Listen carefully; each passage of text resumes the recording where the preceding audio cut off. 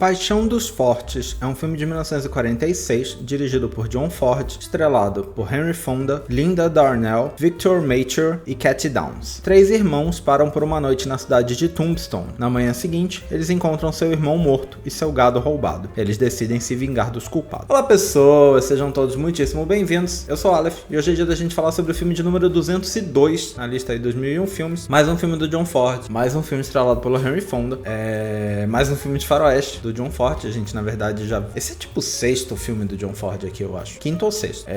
Na verdade, é só o segundo que é realmente de faroeste, eu acho. Porque eu acho que só No Tempo das Diligências foi realmente faroeste. E aí agora é esse, quase certeza. Já teve o Vinhas da Ira, estrelado por Henry Fonda também, né? E aí, mas esse já teve outro filme de faroeste com Henry Fonda, mas que não era do John Ford. Enfim, vamos começar falando sobre a história do filme. Problemas com essa sinopse, né? Porque fica confusa a coisa do três irmãos param na cidade e encontram um irmão morto. Porque são quatro. E aí, um fica com o gado, eles estão transportando o gado pelo interior aí, de um lugar pro outro. E aí, um fica com o gado enquanto os outros três vão pra cidade. E aí, quando esses três que foram pra cidade voltam, eles encontram o que ficou com o gado morto e o gado roubado. Então, só pra esclarecer, né? Não tá errado na sinopse, mas eu acho que tá um pouco confuso. E aí, eles decidem se vingar dos culpados. Pra mim é um problema bem grande, porque realmente eles decidem, mas eu acho que eles não fazem isso ao longo do filme. Então, né, é complicado. O Henry Fonda interpreta Wyatt Earp. Pra quem gosta de filme de faroeste, é uma figura muito famosa, é uma figura real, inclusive. O roteiro desse filme foi baseado na biografia do Wyatt Earp, escrita por Stuart Lake. O livro foi publicado só 2 anos depois da morte do Wyatt Earp e vendeu muito rápido. E aí a coisa é a seguinte: o livro já é considerado muito pouco preciso, extremamente pouco preciso, segundo a internet me conta. Então o próprio livro já não é fiel ao que se entende como sendo a história real. O roteiro pegou o livro e inventou em cima. Então assim, importante partir do princípio de que é uma história baseada em acontecimentos reais, sim, mas tá longe de ser uma história real, sabe? Aparentemente tá bem longe de ser uma história real. Então não assistam com essa ideia na cabeça, porque, né, ele é baseado numa obra que por sua vez já não era factual. E ele só se baseou e já inventou coisa em cima. Então assim, é invenção em cima da invenção. Então não tratem o filme como uma história realmente biográfica, porque ele não é. Ele se inspirou aí em fatos pra inventar uma história. O título, né, que em inglês é My Darling Clementine, é o nome de uma música que já existia e é uma música que o John Ford gostava muito. Então ele falou: eu quero botar esse título, eu quero botar a música, e assim foi. Isso pra dizer que não tem muito motivo, sabe? O título e a música não tem muito motivo pra existir. É só o John Ford gostava e ele quis colocar. É isso. Em português virou Paixão dos Fortes. Na verdade, no meu livro tá escrito Paixão de Fortes. Eu tô indo com a versão que eu encontrei na internet porque ela parece mais confiável pra mim, talvez mais atualizada. A gente tem filmes aí que foram lançados inicialmente com um nome e depois passaram a ser lançados com outro nome, né? A gente já fez aqui o vídeo do Falcão Maltês, por exemplo, que foi lançado como Relíquia Macabra inicialmente, depois hoje em dia você encontra mais como Falcão Maltês. Então tem realmente filmes aí que tem uma variação de nome, talvez seja esse o caso, não sei, mas só pra dizer que eu tô usando Paixão dos Fortes porque é o que a internet me disse, pareceu confiável, mas no meu livro pelo menos tá Paixão de Forte. Não, vamos falar sobre a história do filme, né? O filme é sobre esses caras, né? Eles encontram o irmão morto e tal, e aí eles resolvem ficar na cidade pra descobrir quem que roubou o gado, quem que matou o irmão deles e tudo mais. E o Wyatt Earp acaba aceitando um trabalho de xerife nessa cidade que ele não queria aceitar. Ele aparentemente já tinha sido xerife antes. Quando ele fala o nome dele pras pessoas, todo mundo já conhece ele de ouvir falar dele ter sido xerife numa outra cidade. Então ele já era uma figura famosa ali naquela situação. E aí ele aceita esse trabalho de xerife com a intenção de ficar na cidade pra descobrir quem foi que matou o irmão dele. Me incomoda um pouco que em nenhum momento do filme ele investiga quem foi que matou. Parece que ele pensa só: eu vou ficar aqui, vou ser xerife e vou esperar que essa informação venha. É isso, vou esperar que a informação chegue, que é o que acaba acontecendo, né? Mas ele não vai atrás da informação em momento nenhum. E aí, bom, ali na cidade ele conhece um cara que é o Doc Holliday, que também é uma figura real, é inspirado, né, numa figura real. E o Doc Holliday é um cara que meio que manda na cidade, pelo menos naquele momento. E aí é um negócio que eu achei muito curioso, porque ele manda na cidade e a primeira interação que tem, entre eles dois, deixa muito claro que, enquanto o Wyatt Earp é a lei, o Doc Holliday é o bandidão da cidade, sabe? Ele trata muito desse jeito, no momento em que eles se encontram pela primeira vez. Inclusive, o Doc Holliday fala: estamos de lados diferentes. Tem essa frase, sabe? Pra deixar bem claro que ele é o bandidão. O outro é a lei, ele é o bandidão. E aí, pelo resto do filme, ele nunca mais é bandido. Nunca mais. Eles ficam melhores amigos, estão sempre juntos. Ele só é uma pessoa que meio complicada. O Doc Holliday é uma pessoa meio complicada, tem alguns momentos ali do filme em que ele é meio complicado, mas assim, ele nunca é bandidão. Eu não entendi o que quiseram fazer, porque realmente a primeira interação deles no bar tá muito claro que eles vão ser inimigos. E aí, passa 5 minutos, eles são melhores amigos, sabe? Enfim, não entendi o que aconteceu ali, mas é isso. E aí tem uma coisa sobre uma ex-namorada do Doc Holliday que chega na cidade, e ele meio que não quer nada com ela. A princípio parece que ele tá fugindo dela porque ele tá muito doente, e aí ele não quer estar com ela nessa situação, ela não quer que ela, sei lá, perca a vida dela ficando com esse cara que de repente não tem muito tempo de vida. Mas também eu acho que um problema do filme muito grande pra mim é que ele tem vários assuntos que não parece pra mim que ele aborda direito, sabe? Enfim. E bom, é essa a história do filme, né? Eventualmente o Whitechurch descobre realmente quem foi que matou, que na verdade já é quem tanto ele quanto a gente desconfiava desde o começo, mas aí ele descobre, e aí o filme termina com um grande tiroteio esperado de um faroeste aí e tudo mais. Bom, um tiroteio que é baseado no fato real, né? O cara que matou o irmão dele é uma figura real, o lugar onde o tiroteio acontece é real, o tiroteio não aconteceu do jeito que acontece no filme, né? As vítimas não são as mesmas do filme, muito diferente. Então, de novo, mais uma coisa pra você pensar. O fato de que houve o tiroteio entre o Wyatt Earp e os irmãos e esse cara que é o Clanton, o velho Clanton, nesse lugar que é o OK Corral, esse tiroteio aconteceu. Ele não aconteceu do jeito que tá nesse filme, ao ponto de que nem as mesmas pessoas morreram ali, sabe? Importante pensar isso, porque eu até assisti o filme sem saber que era baseado em nada real. Eu vi o nome Wyatt Earp ali quando, olhando o elenco, eu vi que o Henry Fonda interpretava o Wyatt Earp, mas pensei, sei lá, é uma figura famosa do faroeste, inventaram a história e botaram ele ali, né? Não sabia. Até terminar o filme e pesquisar coisa, eu não sabia que tinha nenhuma base real. Então, eu não sabia nada, mas eu fico com receio de algumas pessoas, de repente, assistirem esse filme achando que ele é um filme biográfico, e eu acho bem importante frisar que ele não é, tá? Importante essa parte. Bom, aparentemente o John Ford contava, né, que no começo, antes dele ser diretor, quando ele ainda era assistente ali, trabalhando no cinema mudo, ele já trabalhava ali fazendo filmes de faroeste, né, e aparentemente o Wyatt Earp visitava amigos que ele tinha ali nas produções de cinema, então o John Ford conheceu de algum jeito o Wyatt Earp, e aí ele disse em entrevistas que ele pegava uma cadeira pro Wyatt Earp sentar, oferecia café, e que o Wyatt Earp contava pra ele histórias sobre esse tiroteio e esse caso e tal. E, segundo o John Ford, porque ele ouviu essas histórias de como que aconteceu do próprio Wyatt Earp, dizia ele que eles filmaram exatamente do jeito que aconteceu. Mas, como eu te disse, e isso eu acho que é uma informação muito fácil de se confirmar, nem as vítimas são as mesmas, né? Morre gente no filme que na vida real não morreu ali, sabe? E isso eu acho que é muito fácil de se saber que aconteceu, porque houve tiroteio e a pessoa continuou viva, né? Então, eu acho que é inegável que não é fiel. Não importa o que ele tenha dito. Mas, de repente, alguma coisa ali, sem contar que o cara contando, não, porque aí eu fui lá e fiz tal coisa, grande chance dele ter inventado coisas nesse jeito como ele contava. Também grande chance do John Ford, que a essa altura era uma criança, sei lá, ou um adolescente, não lembrar, quando foi eventualmente fazer o filme, muitos anos depois, não lembrar direito das histórias que foram contadas, né? Então, assim, de novo, só pra frisar, não é um filme biográfico, é apenas inspirado em coisas que aconteceram. Aparentemente, Ford nem queria fazer o filme, mas ele tinha um contrato aí com a Fox que obrigava ele a fazer mais um filme, ele já tinha feito alguns, né? Mas obrigava ele a fazer mais um, então ele fez esse filme por obrigação contratual com a Fox. O roteiro do filme foi, além de modificado por, sei lá, motivos aleatórios, eles quiseram, o John Ford quis aumentar muito a carga dramática, conflito aí de personagens e tal. A personagem que é essa personagem que é tipo ex-namorada do Doc Holliday, aparece ali, que é a Clementine Carter, né? O nome é My Darling Clementine, porque a personagem é a Clementine. Ela não é uma pessoa que existiu, diferente de vários outros personagens ali, ela não é uma pessoa que existiu. Consideram que ela é meio que uma mistura aí de duas pessoas. Ela é uma mistura de uma que seria a namorada do Doc Holliday na vida real e a que casou com o Wyatt Earp na vida real. Então eles meio que misturaram essas duas mulheres pra fazer essa do filme, então também é uma personagem inventada, tanto em nome quanto em personalidade, em história e tal. Aparentemente também o próprio fato de que eles estavam levando gado é um fato inventado, porque é uma coisa que a família do Wyatt Earp não fazia, não era uma coisa que eles tinham. Então diversos pontos assim que são bem importantes pro filme até, são pontos inventados pro filme. Então, né, é importante saber disso. A internet me conta que o velho Clanton, que é o grande vilão do filme, é o cara que matou o irmão dele,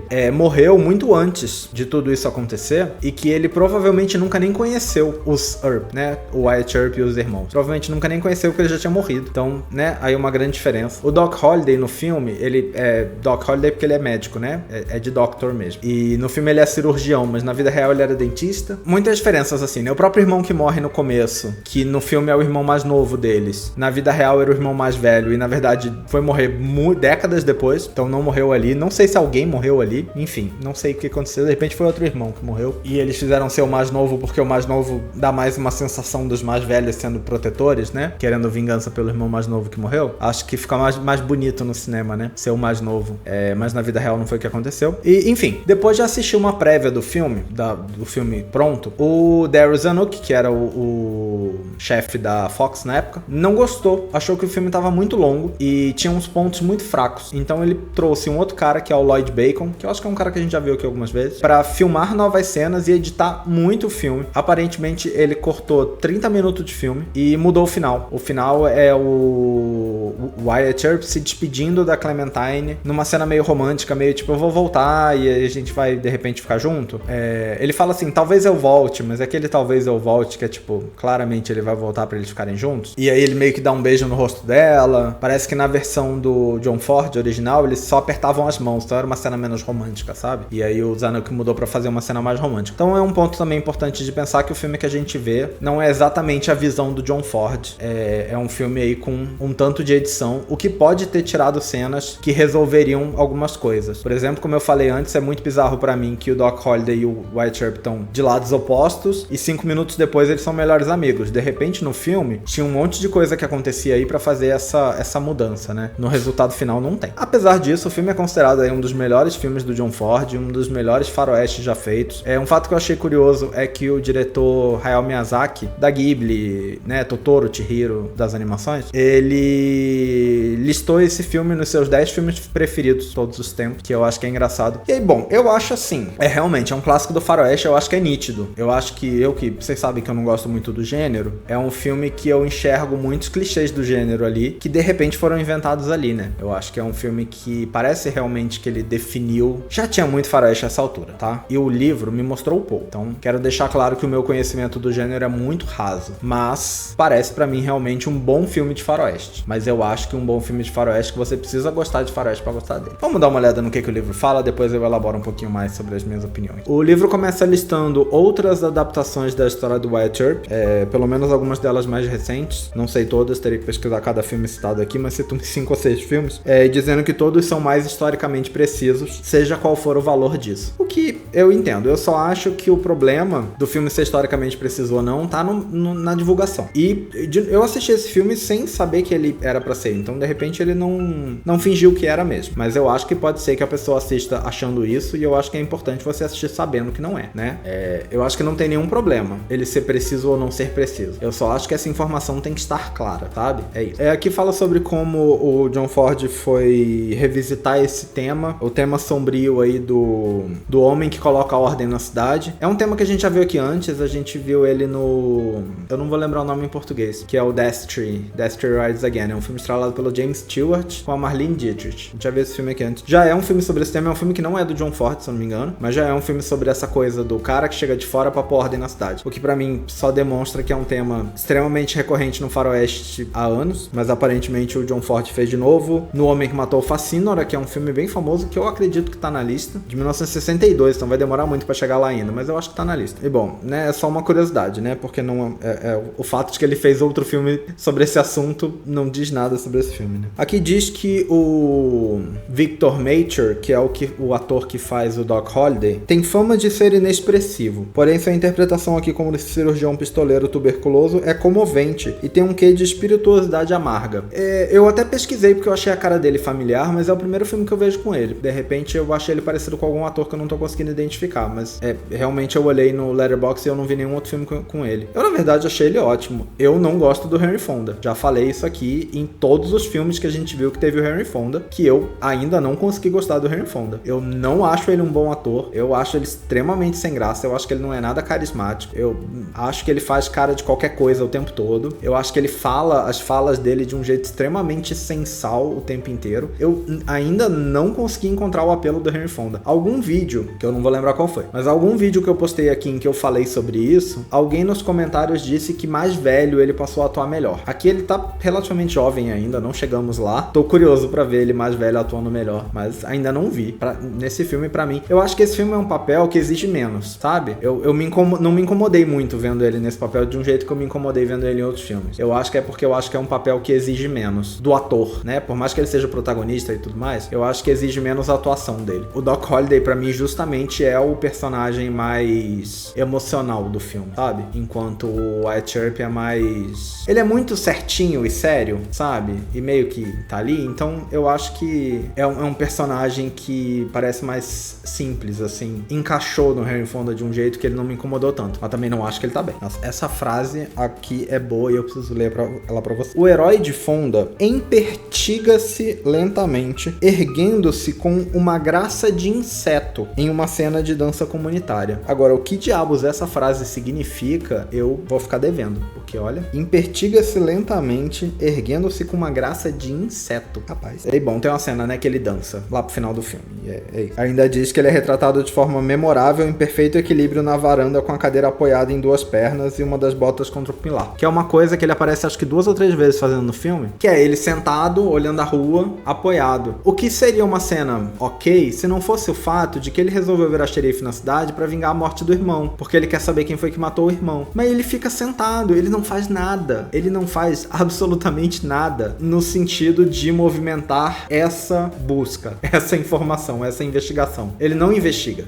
De repente, é pra dizer que ele não tinha essa habilidade, mas podia tentar pelo menos, né? Ele fala que vai ficar lá pra vingar o irmão, mas ele não faz isso, hora nenhuma. Por acaso ele descobre. E aí quando ele descobre, ele fala, então tá, sabe? Mas ele não vai atrás hora nenhuma. Ele não pergunta pras pessoas sobre nada, sabe? Tipo, fala que, como é de costume como sempre no Velho Oeste de Ford, as emoções do elaborado tiroteio do último rolo são estimuladas por elementos cômicos. E aí ele cita um ator, um bêbado shakespeariano que tem que ser arrastado pelo Doc no meio do discurso dele, o que é tão antes no filme que eu não entendo muito essa relação que o livro tá querendo fazer. Fala da Chihuahua, que é a personagem que gosta do Doc, que meio que namora com o Doc ali naquele momento, e a professora primária Clementine, que é uma dessas coisas que me incomoda o livro que parece que não viu o filme de novo pra escrever, porque o final do filme eu arranjei um emprego de professora primária. Antes disso ela era enfermeira. Ao longo do filme inteiro ela é enfermeira. O filme termina com ela dizendo, eu vou ficar aqui, arranjei esse emprego. Mas bom, não sei se eu posso dizer que está totalmente errado, porque isso existe, mas não é o que ela é no decorrer do filme, né? Então muito certo também não tá.